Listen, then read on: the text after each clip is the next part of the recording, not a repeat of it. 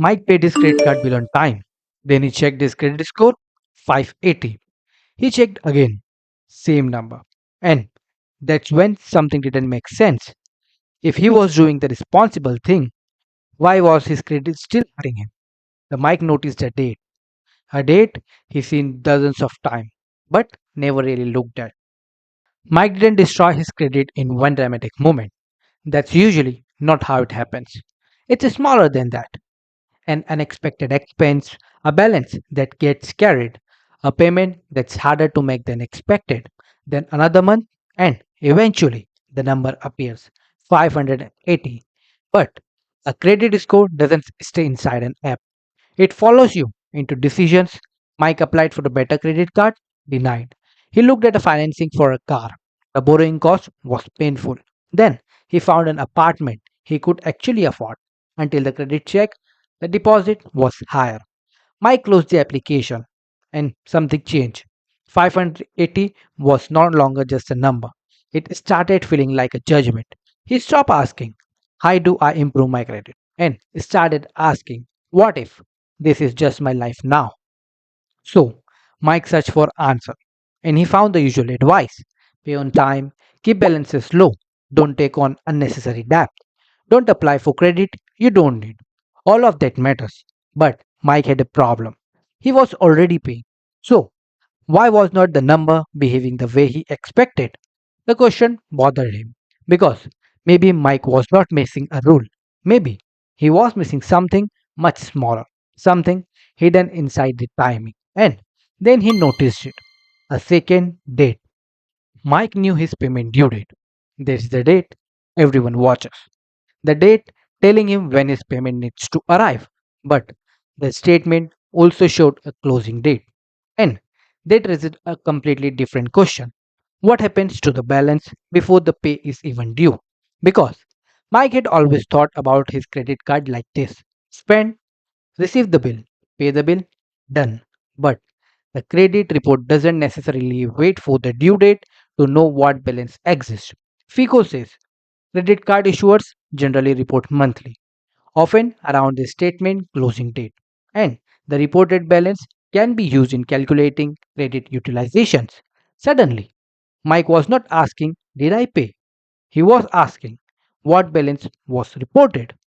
Let's follow Mike's thinking. Imagine a card with $2,000 credit limit. Mike spent $1,000. That means he is using 50% of the available credit on that card. Now, imagine he has $900 available that he can safely use to reduce that balance. He could wait until the payment due date, or if his finances genuinely allow it, he could pay down part of the balance before the statement closes. If the issuer then reports the lower balance, the credit report could show something very different. Instead of $1,000, it could potentially show $100. Same person, same credit card, same spending, but a different reported balance. And that was the moment Mike understood the distinction. The question was not only when do I pay, it was also what balance is being reported and when. But Mike was not done because he had another problem. He didn't have unlimited money. So he looked at his card and thought, I will pay the biggest balance first. It sounded obvious. Then he calculated the percentages. One card had $5,000 limit and a $1,000 balance. It's 20%. Another had $2,000 limit and $1,400 balance. That's around 70%. The second card had the smaller dollar balance, but it was using much more of its available credit. Mike realized he would be asking, how much debt do I have? The more useful question for the particular problem was, how much of my available revolving credit am I using? And then one final question: what balance is likely to be reported? Now, he had something he could actually investigate. But Mike made one rule: he would not destroy his actual finances to make his credit score look better.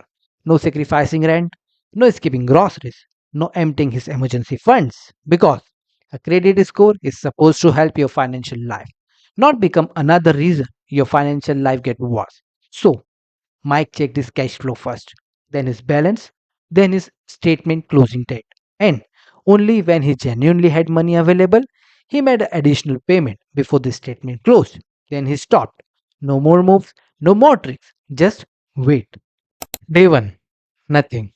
Day 3, nothing. Day 7, still nothing.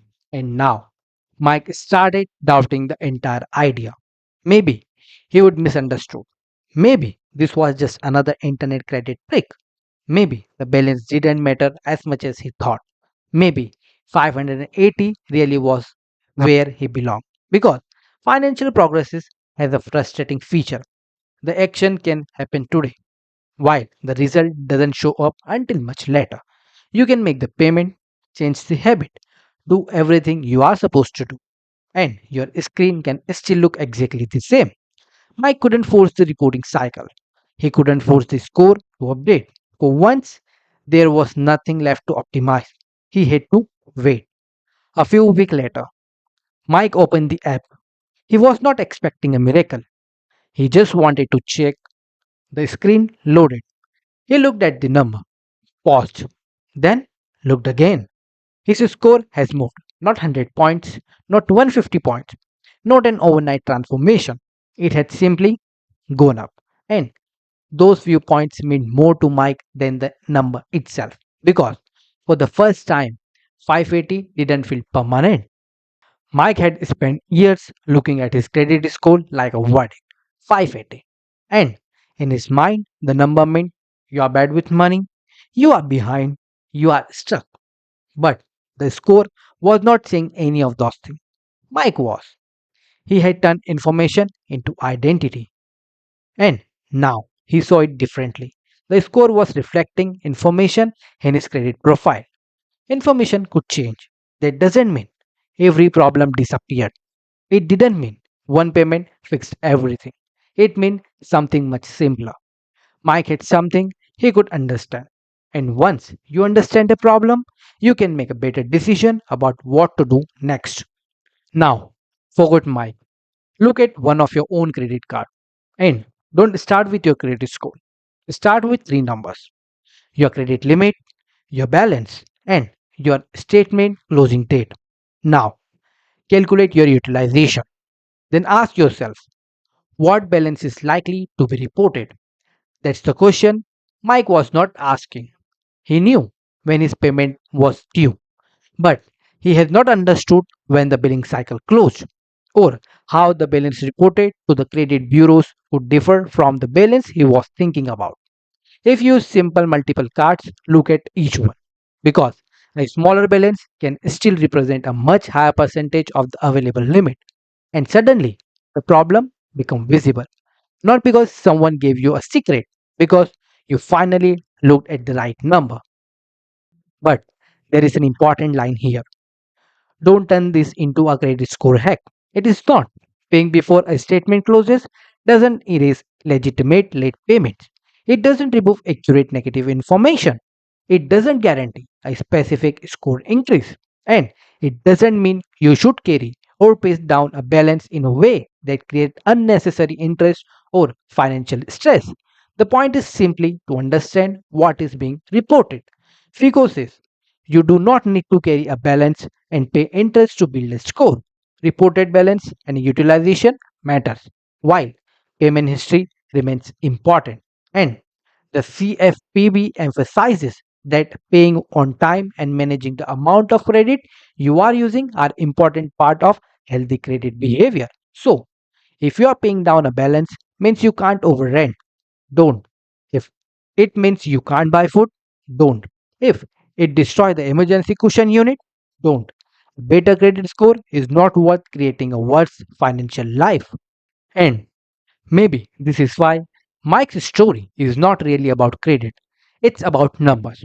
Numbers can describe your life until you start believing they define it. A bank balance can make you feel successful. Debt can make you feel ashamed, and a credit score can make you feel like somebody else had already decided your future. Mike saw 580, but he felt stuck. Then he learned to see the number differently, not as a judgment, not as an identity, not as a prediction, just information. And once the number stopped telling him who he was, He could finally ask a better question. What can I do next? So, if your credit score is not where you want it to be, don't try to repair your entire financial life tonight. Don't chase an overnight 800. Don't open a new account just because someone online promised a quick boost. Do one thing: open your largest credit card account, find your credit limit, balance, statement closing date, calculate your utilization, then ask what balance is likely to be reported. If you genuinely have money available after covering your essentials, understand where paying down the balance before the statement closes could reduce the utilization being reported. Then keep doing the boring things that matter. Pay on time, keep balance manageable, avoid unnecessary borrowing, and give the process time because sometimes the most useful financial discovery is not complicated. It's something that was sitting in front of you entire time. Mike started with 580. He thought the number was telling him what kind of financial life he was allowed to have. But the number was not the mystery. The mystery was what was happening behind it: a balance, a percentage, a date, a reporting cycle.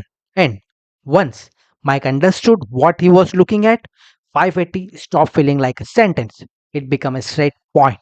So maybe the question is not, how do I get a better credit score? Maybe the better question is, what information is actually being reported about me? Because you can't make better decision about a system you don't understand. And sometimes the first step toward changing a number is not finding a secret. It's noticing the thing you have been looking at without actually seeing it. Mike was watching his payment due date, but the date that changes the way he thought about his credit card was the ones he's been ignoring.